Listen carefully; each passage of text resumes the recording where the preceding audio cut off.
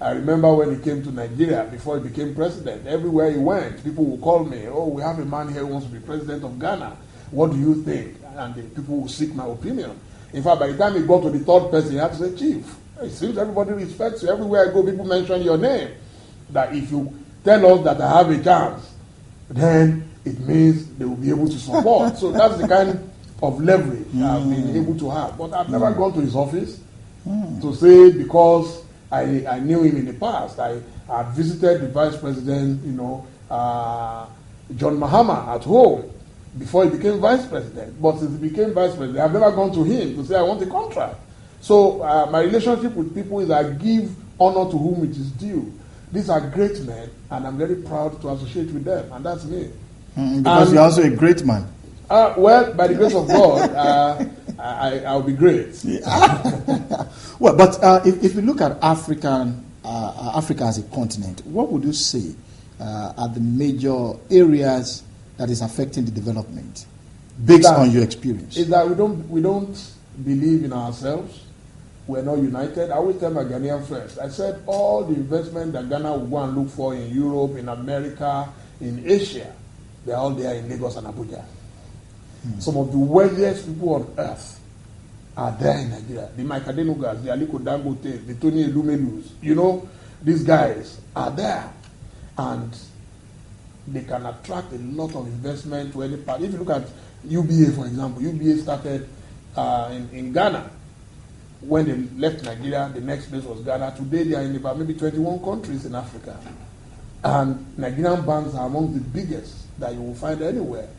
Our businessmen are among the biggest. The day Glo takes off in Ghana, you will see a communications war. There will be a price war in communications, because what they will try to do is to crash the tariffs, and then the ordinary people will benefit from it. So as Africans, we must unite. And I got that first from Osagyefo Kwame Nkrumah. When I read his book when I was in school, Africa Must Unite. And I'm surprised that most Africans have not read that book, and I will recommend it to my viewers today, that if you have not read Kwame Nkrumah's book, Africa Must Unite, you must go and read it. Is it about reading or not taking what is in when the book? When you read, then hopefully you will imbibe. But you don't imbibe what you are not even aware of. Yeah. So for me, I've been a very good student of Kwame Nkrumah. I also love Aikoyama, who said the beautiful ones are not yet born. I believe that the beautiful ones have been born, but maybe we have not recognized them. Yeah, the beautiful ones have been born, but we need to really recognize them. But then, so many people think that the major problem in Africa is leadership. Oh, certainly. We are not blessed with good leaders. So when are we going to have that? Oh, I believe we have good leaders. You see, part of the problem are bad followers. I contested to be the president of Nigeria.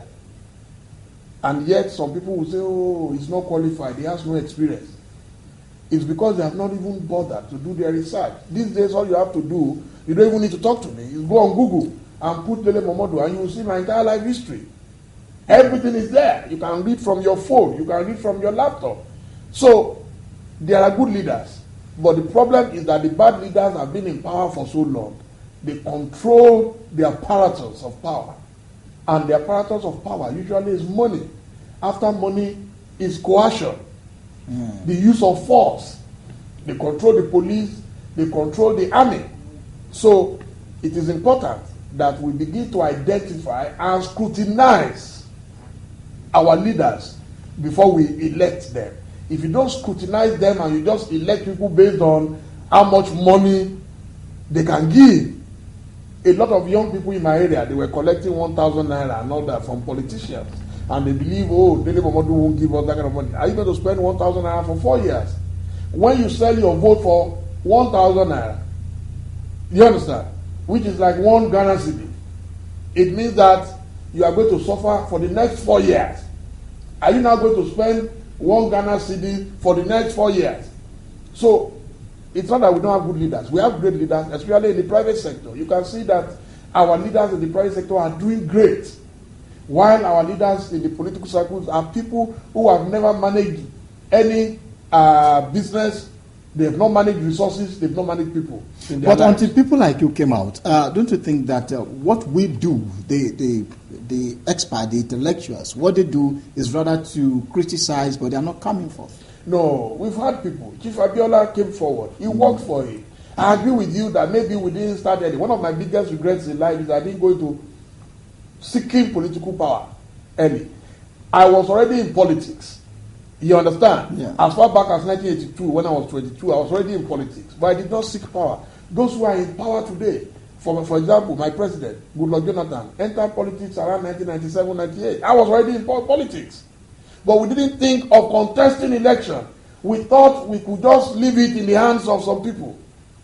Every time there is crisis, we will go and demonstrate on the streets, only for bad people to take over power.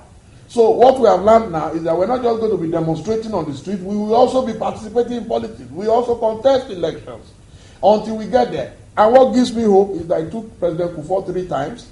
It took President Atamis 3 times to get power. I've done it once, so I still have 2 chances, but I think by the second one I will get it. Well, that is a very great one. Don't forget the prophecy when he was born and when he was growing, that this child will become a great man. So I still believe that you are getting there. Oh, certainly. I can tell you that we have prophecies, and all the pastors are my friends. The pastors keep praying. And when he becomes, maybe he become the special advisor on religious matters. But sir, is this all over Africa? You are, talking now as a Nigerian. We have several other, brains scattered around African countries. When are we going to have them so that we can bring about, a kind of new? Oh, but if you look even if you look at Kenya, if you look all over the places now, intellectuals are coming out, businessmen are coming out. Is it because leadership is not about politics? Leadership is about management of people and resources. And if you've never managed 1 million in your life, suddenly they ask you to go and manage 1 billion, go and manage 1 trillion, you will fail. That is the bane of Africa, and that is why I believe that Ghana is a very lucky country. Because when you look at Ghana, the politics of Ghana, you will find a lot of very good people, great intellectuals, men who have distinguished themselves in their private capacity. What we find in Nigeria is you have professional politicians who have not distinguished themselves in private practice.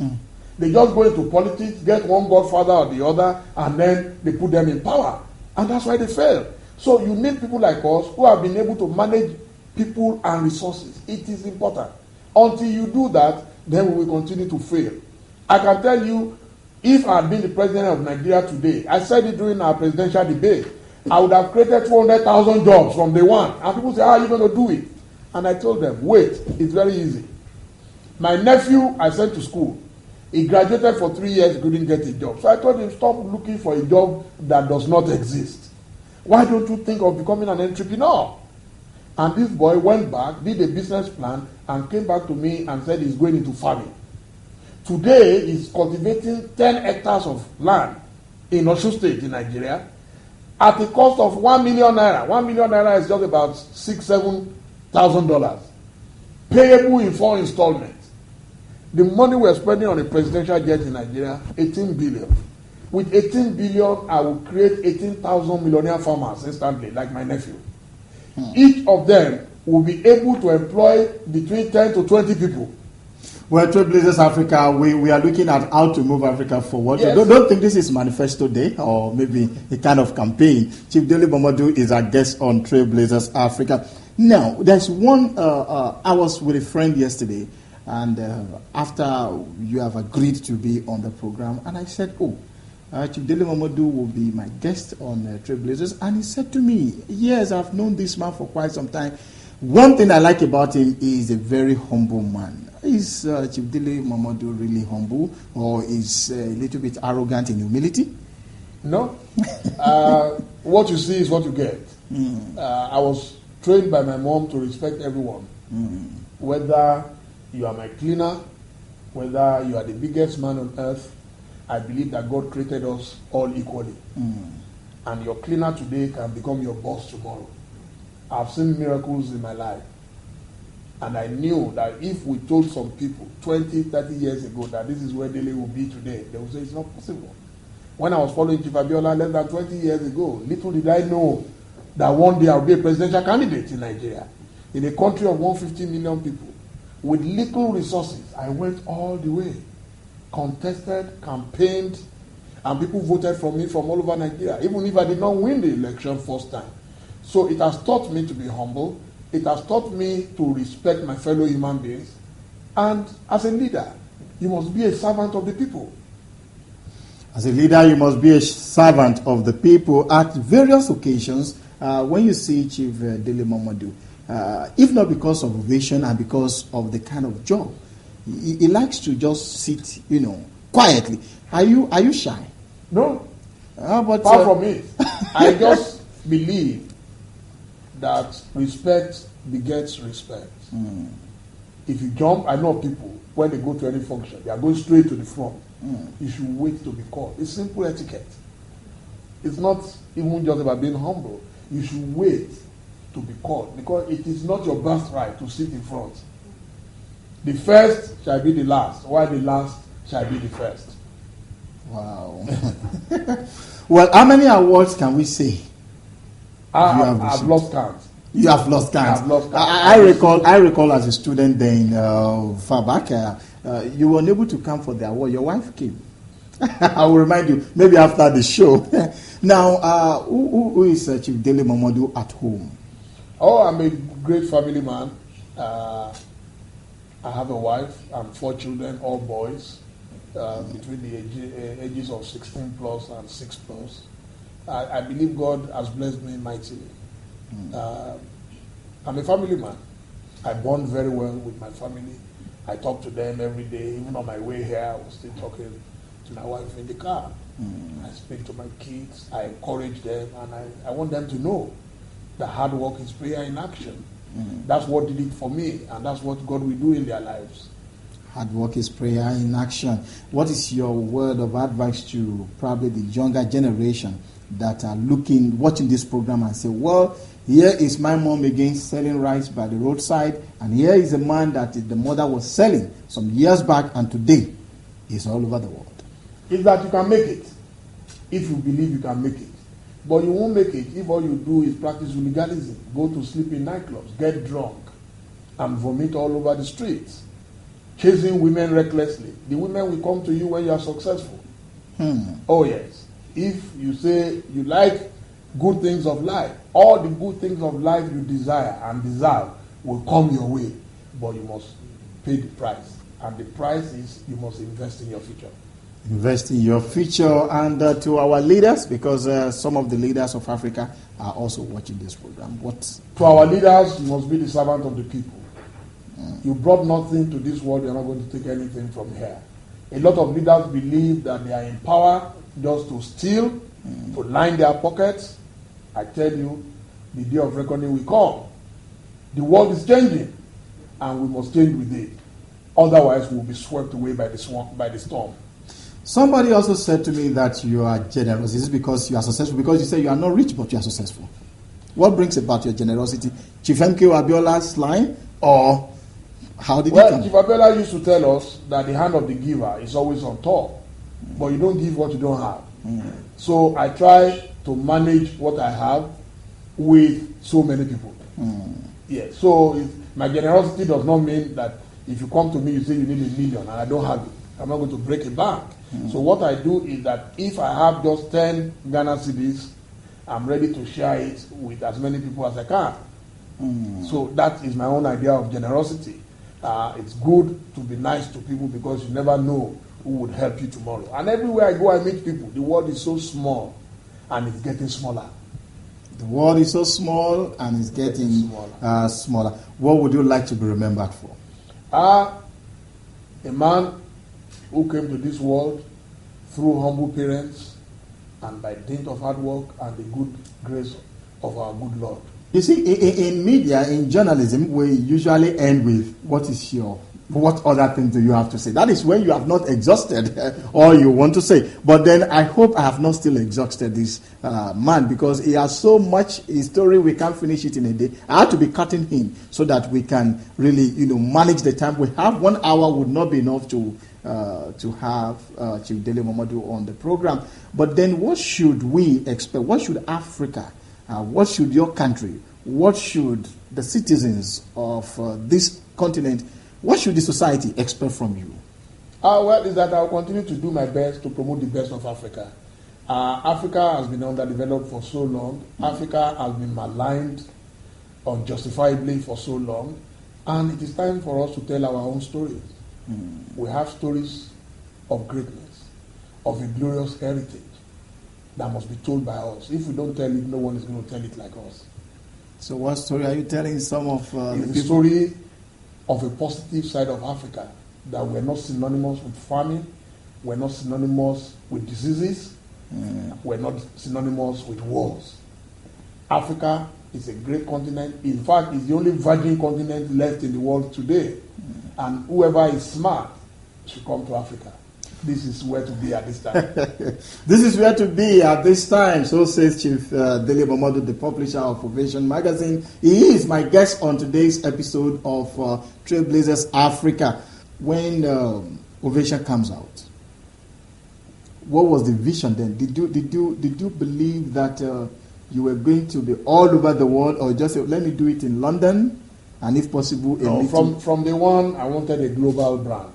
Wow! And that's why, if you look at the very first issue of Ovation, issue 1, the man on the cover was Mohammed Al Fayed, the Egyptian billionaire, the owner of Harrods. And the man was so impressed when he saw the quality of the magazine that he sent us bottles of champagnes, of wines, and bars of chocolates from Harrods. And he wrote a beautiful letter, an ovation for Ovation. The second issue of Ovation had Seal, the singer, on the cover. A lot of people didn't know Seal was Nigerian. At that time, Seal was valued at about $15 million in Hollywood. And we had an interview with his mom in Nigeria. That was the first world exclusive. And you will not believe it. The National Enquirer, which was the biggest circulating paper in America, 4 million copies a week, wrote to me seeking permission to reproduce the story. And that was how I told them, I don't need money, just copied from Ovation. And that was how Ovation got a free advert in 4 million copies in America. So from day one, we wanted a global brand. You've been to London, you've been to several countries. I have met with so many Africans. The moment they are outside their own country, their continent, after 2 weeks, you hear them say, yeah, God, you got to say man, but how come? No, it's all about inferiority complex. Wow. Oh yes, when my kids used to go to a particular school in London, and then every time they come back, they are speaking, I can't hear. They talk like a human being. So what they speak in school is different from what they will speak to me at home. But when they are speaking through them, they talk like a human being. So human beings must speak clearly. When the queen, the owner of the language, when she speaks, it's like eating banku with okra. Wow. It flows. Or my favorite omuto on Sunday when I go to Maui. Now, Ovation. Where did you get the name from? It's funny. I'd left my job as the editor of Classic in 1991, and I wanted to start a paper. So I called a friend of mine, Ule Bakare, who is the publisher of Encomium.